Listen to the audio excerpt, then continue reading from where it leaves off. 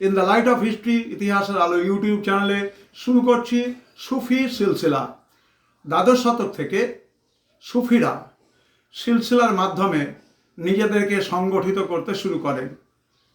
সিলসিলা এই যে শব্দটি, তার আক্ষরিক অর্থ হল গুরু এবং শিষ্যের মধ্যে গড়ে ওঠা অখণ্ড সম্পর্কের শেকল।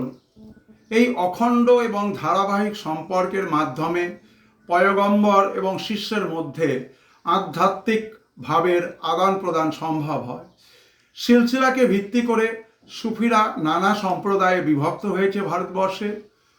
মুর্শিদের নাম বা পদবী অনুযায়ী তারা পরিচিত হতে থাকেন, যেমন চিশতি সিলসিলা, সোহরাবর্দী সিলসিলা, ফিরদৌসি সিলসিলা, সাত্তারি সিলসিলা, কাদেরি সিলসিলা।